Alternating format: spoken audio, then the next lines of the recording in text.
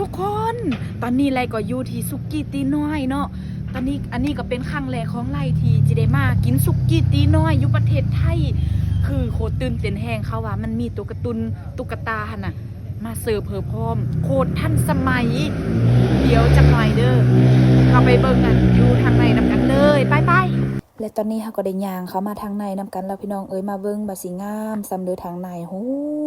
โคตรงามโคตรกว้างเลยพี่น้องทั้งงามทั้งกว้างแล้วก็ทั้งหอมตอนนี้รู้สึกว่าหิวบ่ไหวแล้วอยากกินข้าวแห้งก็เลยว่าสิไปนั่งแต่บังเอิญ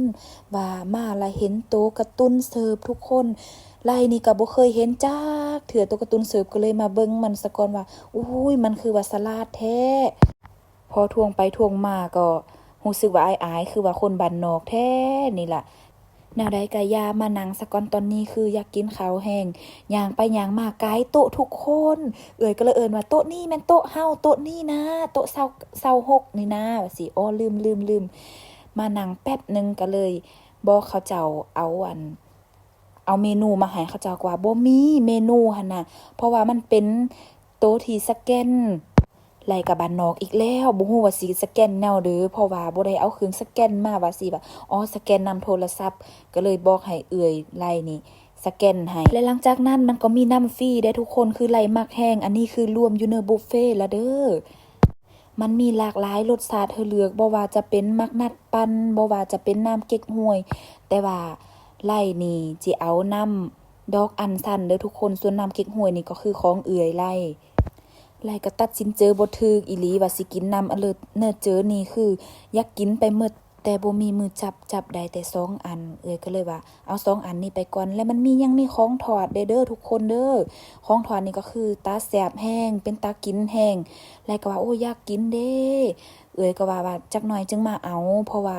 อาหารอยู่โต๊ะนี่ก็มีโคตรหลายเลยแล้วก็ว่าบ่เคยซิมอันลูกกลมๆนี่แม่นหยังบ่ฮู้แต่เพิ่นบอกว่ามันเอิ้นชีสบอลเด้ออยากกินลองเบิ่งทุกคนก็ว่าจักหน่อยจึงมาเอาเด้อยาสุตาเยอะกว่าท้องหลายนี่เห็นบอกทุกคนมาแล้วอันนี้นี่เขาอยู่ไทยนี่เขามีแนวนี้เด้อตัวการ์ตูนแต่ของเฮาบ่เนาะนี่เนาะแล้วโอ้ไลลาก็ตื่นเต้นแฮงทุกคนบ่เคยเห็นตัวการ์ตูนมาเสิร์ฟเพิ่นจักเทื่อก็บอกว่าไปหยิบเอาแม่เดี๋ยวมันสิปายได้ว่าสิไปปัดเอาไว้ก่อนหลังจากนั้นไลก็เอาของกินที่จุไลสั่งหั่นออกมาโหทุกคนคือมันสดมากเป็นตาแสบแห้งตอนนี้คือหิวเริ่มบ่ไหวแล้วเด้อเริ่มขาอ่อนแล้วเด้อเลยว่าต้องได้กดมันจึงไปได้แล้วก็คิดว่าป้ามันคือว่าเป็นตาหักแท้ว่าเนาะอยากเอาไปเฮือนนำเด้แล้วก็เลยบกมือบายบายมันซะบาทนึงโอ้คันแม่นคนคือสิเป็นตาหักเนาะเฮาก็มาเบิ่งอาหารของเฮาว่าได้ครบแล้วบ่มันจะมีผักก็โคตรสดเลยทุกคนและน้ำซุปของเฮานี่ก็โคตรเข้มข้นเนาะมันจะมีหลากหลายน้ำซุปให้เลือกเด้อแต่ว่าไล่เลือกน้ำซุปมาล่ากับน้ำซุปน้ำดำทุกคนไล่ก็บ่รอซ่าเนาะก็เอาผักลงหม้อเลยแล้วบัดนี้ก็ยังมีซีนอีกสำหรับซีนนี่ก็จะมีหลากหลายให้เลือกเลยแต่ว่าจุไลนี่เลือกเป็นสันคอหมูกับ3สั้นนี่โอ้สำนี้ก็กินพอแห้งแล้วเรามาเบิ่งอาหารเนี่ยก็คือโคตรสดเลยไรก็อวดบ่หยุดเลยเพราะว่ามันเป็นตากินอีหลีได้ทุกคนนี่ทุกคนถ้าสาลามากินสุกี้ตีน้อยเป็นครั้งแรกเป็นจังได๋บ่ดูซีนเฮาในนั้นโอ้ยมาเป็นถาดใหญ่ๆแบบนี้เลยเนาะทุกคนเนาะนี่กินนี่เป็นเจ็ดปีเด้อทุกคนเด้อเอากินมานี่น่ะได้นี่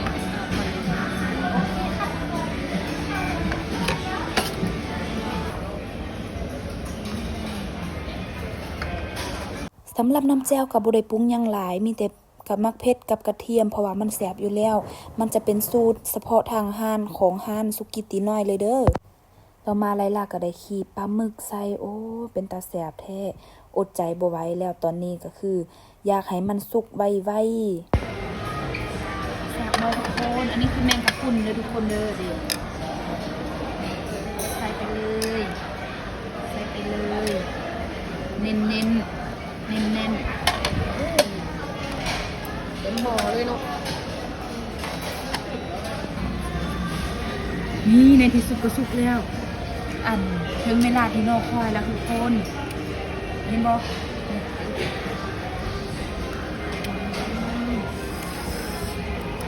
เป็นตาแซ่บ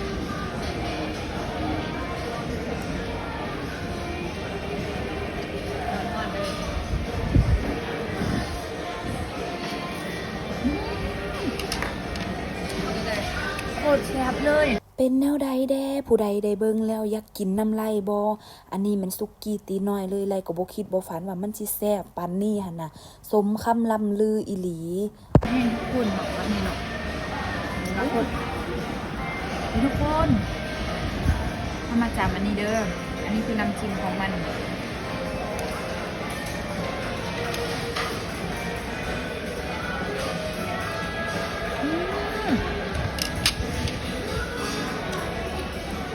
โคตรแซ่บเลยทุกคน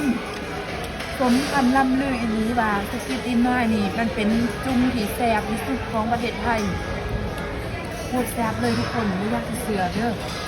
ขันมาเพื่อบ่เสือต้องได้มาลองไรก็ถามว่าแซ่บบ่ว่าสิเคยกินบ่ขอตอบได้เลยว่าโคตรเซอร์คำว่าแซ่บได้เปลืองแห้งเพราะว่า